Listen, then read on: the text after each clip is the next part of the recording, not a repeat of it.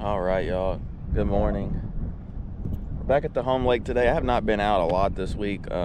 Just the last couple guide trips really wore me out. We're just not sleeping good with my little one, and now I'm sick. They've been sick the last couple days, so I've just not been out. But I want to get out. I recently went to the doctor, and turns out I need to eat a little better. I figured that, but you know, when you get the doctor telling you, it just kind of is a little bit of a wake-up call. And so I'm gonna try to, eat a little bit more fish, and that's what we're gonna do.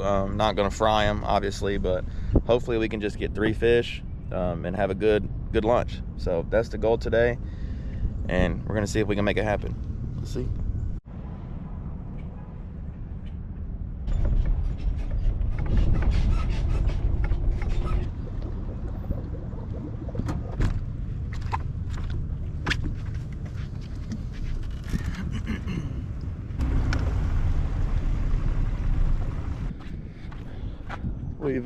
We've actually got a pretty decent breeze today, and we haven't had that, so we're gonna have a little bit of a front come through tonight, I think. Been a really weird summer, y'all. It's been really weird. You may ask yourself why I back in so far here. When they made this lake, they did not design these ramps very good. They're all super shallow, and you have to get all the way in the water a lot of times, especially with the lake dropping a little bit like it is now. You got to really back in to get that boat off the trailer. But we made it.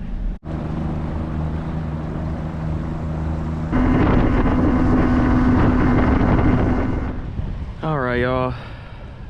So I stopped right here because I saw some pretty big shad jumping, and I'm gonna see if I can catch a smallmouth maybe. What we're using today is the ATX Lure Company. This is the bigger wicked shad right here, and this is their 1/8 ounce jig head right here with the good sickle hook. And I have a promo code with them, you guys, Kid Crappie 10 at checkout. If y'all are interested in checking them out, saves you a little money, and it also helps me out in the process. And we're gonna, after we mess with these for a little bit, we're gonna see if we can get a crappie or two. I haven't seen them jump. It took me a little bit to get set up right here, but all right, so got on a little brush pile right here. I don't really know what size it's gonna have, but we're gonna drop on it real quick. So I'm using this bigger jig head because the last time I was here, that really seemed to make a difference for me. So I'm hoping today it does the same. Here's one. Did not take long. A lot of those little ones we're gonna have to get through. Some Sandy's coming through. Might have been what was pushing that bait up there.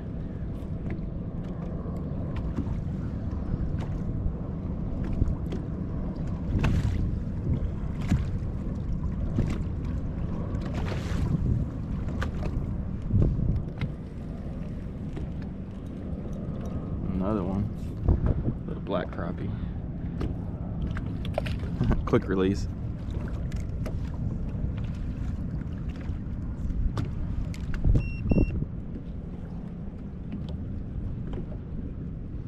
Definitely some Sandy's, just moving through real quick. They're not really sitting still, but so I'm just getting right in the center of this pile, just because the last few times I've been out here, the better fish have been down toward the bottom, kind of below all the smaller ones. Oh, got Sandy.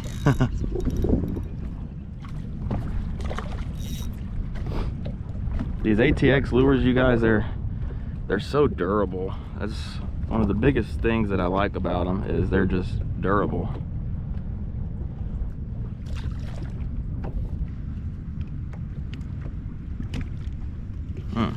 Man, they hit it so hard though. I'm using my 9-foot Sam Super Sensitive right now. I have people on trips always compliment these rods and how sensitive they are. They don't have that name for no reason.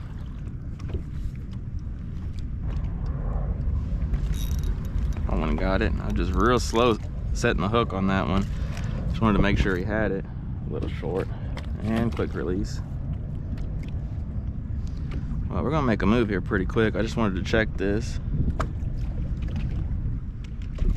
Tell you what, let's go ahead and make a little run.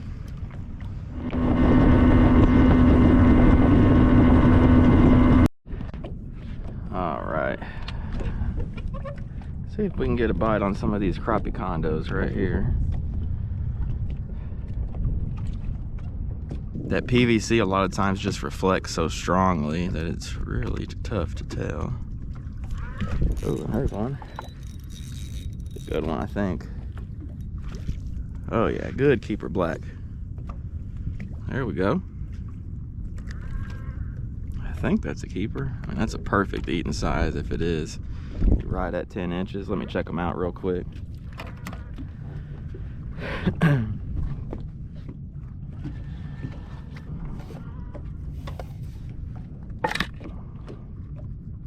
Oh yeah, perfect 10-inch fish. Okay, go ahead and throw him in here.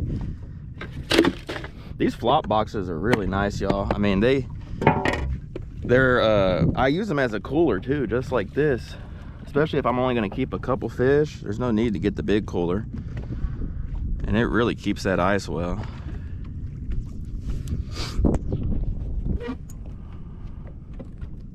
And a little bite right there.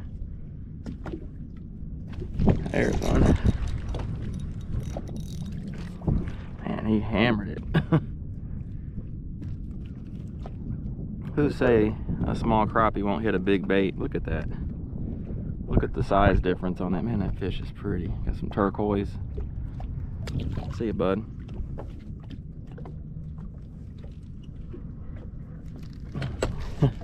Went to move it around. I hit it pretty good. Oh yeah. Man, look at how healthy that fish is, y'all. Look at that. Got a shad tail sticking out of its throat. I mean, just gorging on shad. See you, bud. All right, y'all, I want to talk about too, when the lake gets low like it does right now, especially this time of year in the late summer, early fall, when that lake starts dropping, these fish really pull out to me. They pull out to that deeper water. So not saying you won't catch any shallower, you know, like 15, 17 foot, you will. But typically for me, it pulls those better fish out 20+ foot. And so it really eliminates a lot of water for me. And you know, I've really noticed that when these lake levels start dropping, and that's where we're at right now. Lake's coming down quite a bit, really fast. And I think that's gonna really help you out too. So definitely, if the lake's coming down, check out a little bit deeper and see what you find. All right, we're gonna look and see. This is some really, it's a little bit shallower than I like to look, but typically this one right here will hold some decent fish. I'm trying to see if I can get a good drop on it. I'm already spooking fish on it, I think.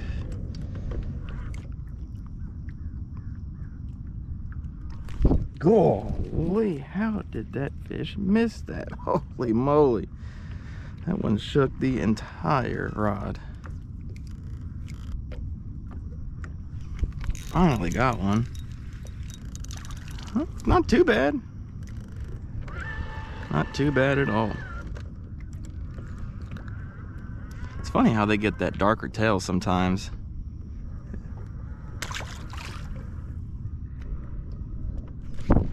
Is that a better one? Man, that one sure... Nope. He sure came out of there like a better one. Uh-oh. Oh, man, it has been a day already. Forgot my rods this morning. Forgot the GoPros in the truck. Had to go back and get them. Had to turn around and get the rods. Get out here, and the Livescope battery's dead. I don't know what happened to it. I don't know if it just didn't charge or if the battery's going. So I had to pull the big motor battery. I probably could do without it for sure, but I don't want to be out here all day, y'all. I'm exhausted. So we're gonna try that. I'm gonna troll around a little bit. Luckily, I can troll around a lot, and that's what we're gonna do. I'm gonna tie another jig I broke off in the mixed of all that, and we're gonna see if we can get a couple more fish.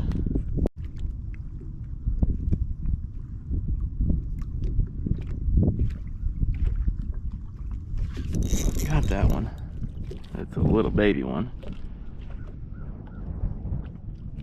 Well, I think we're gonna have to old school it, y'all, because even this other battery's just not gonna make it.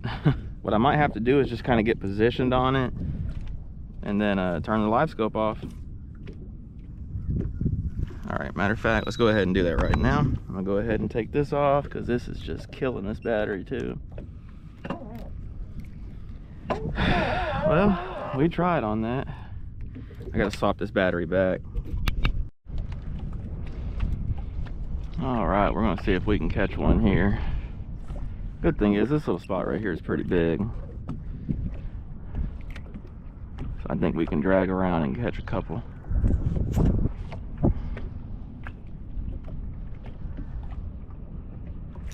Got a bite already. Man, that one hammered it. Just doesn't feel very, very big though. There's one. Oh my goodness, I can catch one without Livescope. Who would have ever thunk? Who would have ever thunk that I could get a bite without it? Just gotta find some keepers. That one was really soft bite.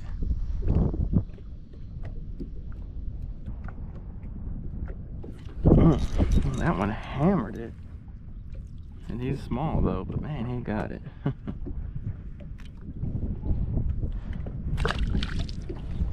None of these, I don't think, I mean, definitely all the bites I've had are not very big, but I know there's some good ones down there somewhere.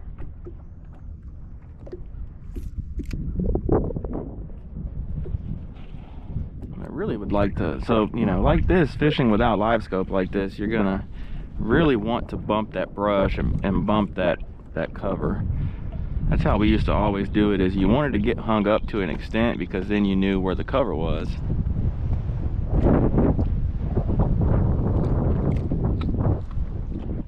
And you're gonna want to kind of fan cast around too. You're gonna want to just keep casting around until you get a bite or you start feeling structure.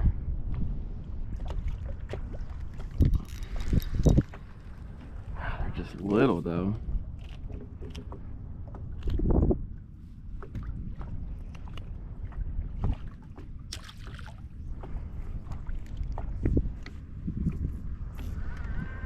They are just small. I mean, when I went over them on the big craft, they didn't look that big, but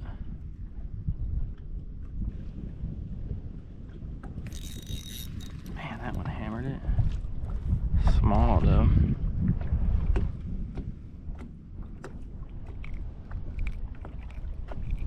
Man, that fish got it. They're liking this Flicka shad right here. We're gonna give this a little bit. We're gonna move around. I didn't see a lot of good marks on here when I pulled over it. Bit it though. Black crappie. Oh, there we go. There's one. A little bigger, not by much though.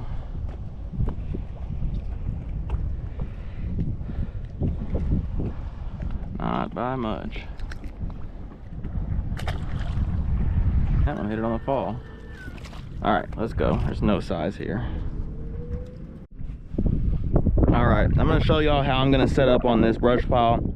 Right here, I don't have Livescope. I do have spot lock, but you got to kind of angle this boat in a way that, you know, you can fish it effectively. And so what I'm going to try to do, we have a wind coming from this way to this way. I'm going to try to get the back of the boat to swing this way. And I want to be able to fish off the back of the boat. And so I'm waiting. I got my graph pulled up right here. I got the marker waypoint right there. And I'm going to see, it's a little bit this way. See if I can get this boat to swing right over top of it. Takes you a little bit longer to set up on a brush pile like this without Livescope, obviously. If you get Livescope, you can just kind of, you know, scan around and see and set up that way. But this way it just takes a little bit of work to get the boat exactly how you want it. And with crappie, presentation's everything, so you definitely want to take your time with it.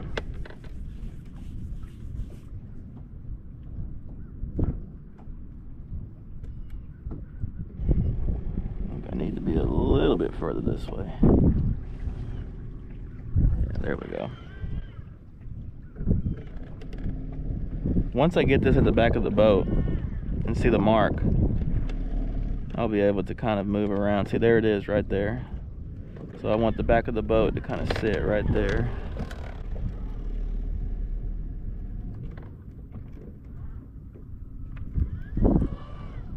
So I need to orient this boat in a way to keep that brush right where I want it in the back of the boat. I move the boat just a little bit further this way. Back of the boat sitting right on the brush. All right, I'm gonna spot lock right there. I'm just gonna kind of let this settle down, kind of see where it ends up, and then we might need to adjust from there. But yeah, the brush is right at the back of the boat for now, at least. Let's see, I'm gonna try to angle this a little bit. This is not how this is supposed to be, so you gotta bear with it a little bit. Oops. Okay. So right here you can see, right here is my waypoint, and then right here is the brush, and my transducer's on this right side, so that means that brush is right there. And I'm just gonna drop a jig down back there. Let's see if we can. I really want to be able to bump the brush, that way I know for sure where it's at. Oh, there we go. We got out of it. Got a little bite. Golly, I missed them. So many times, especially before Livescope, when you would come out of that brush, like if you would come out of that brush and just hold it still, it wasn't as small as some of those other ones. Come out of that brush and just hold it still right above that brush is when you would get a bite.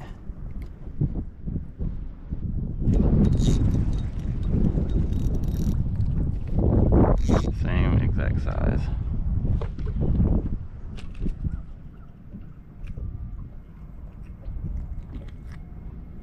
Those little ones just aren't going to let it get down there enough, I don't think.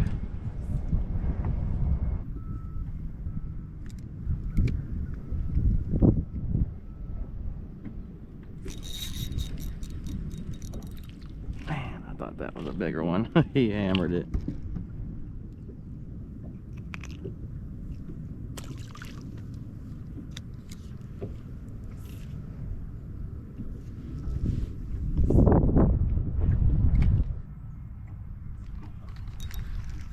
Just small. Just cannot get a better sized fish.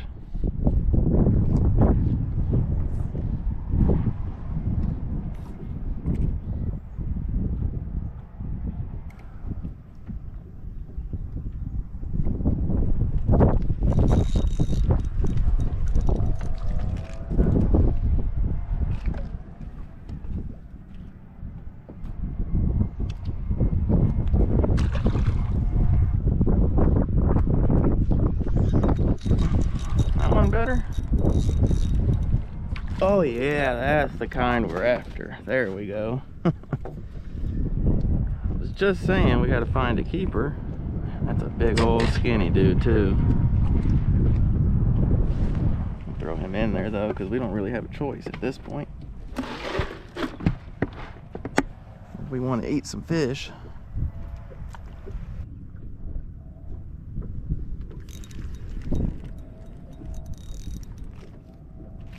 Tiny bit bigger. Not big enough though. All right, y'all, pulled the boat out. I just called it, y'all. It was tough. Without that Livescope, picking out the bigger fish is going to be pretty much impossible. So ended up with 2 keepers to fillet.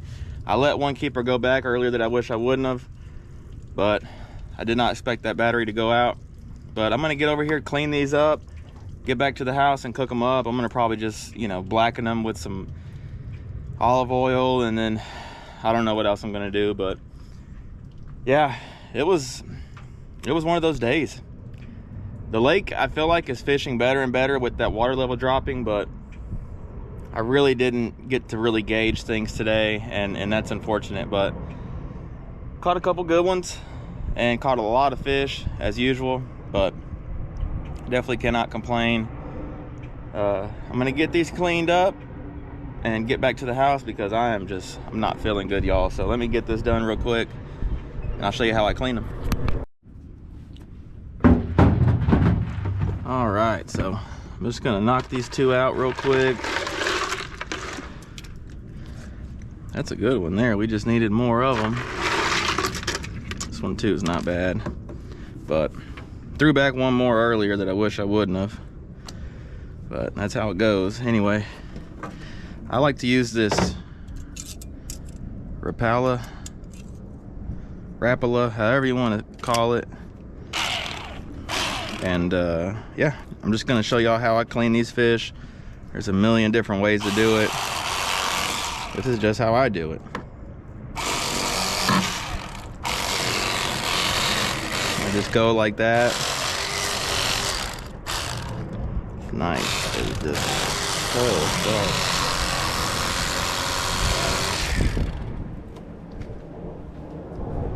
I go ahead and make this little V cut right here as well. That way I don't have to do that after. For me, it's just a little bit faster. Okay. There's one fillet. You just turn it over. Do the other side. This fish has a pretty good sized shad in its stomach. That's pretty cool. Cut at an angle, turn that knife, you'll feel that backbone. Just kind of go all the way up, don't go all the way through the tail. And when you turn it over, just make that same V cut.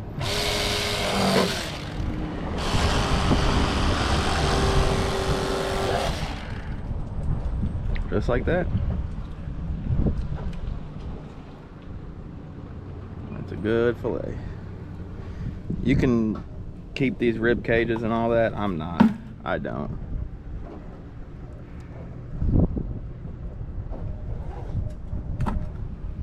This one right here is a little bit bigger. This one's a little skinny, but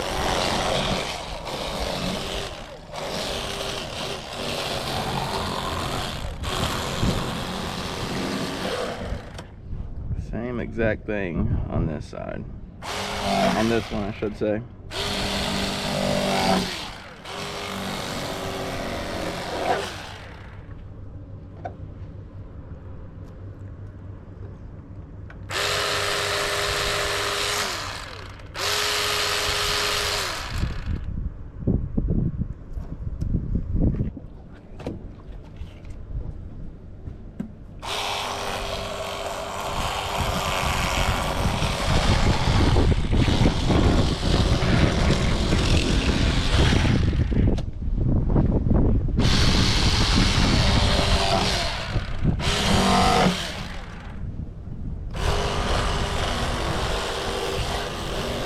Real skinny.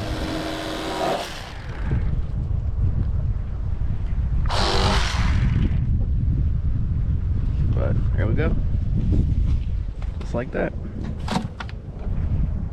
So I'm gonna go ahead and bag these up, throw these in the ice, and cook them up.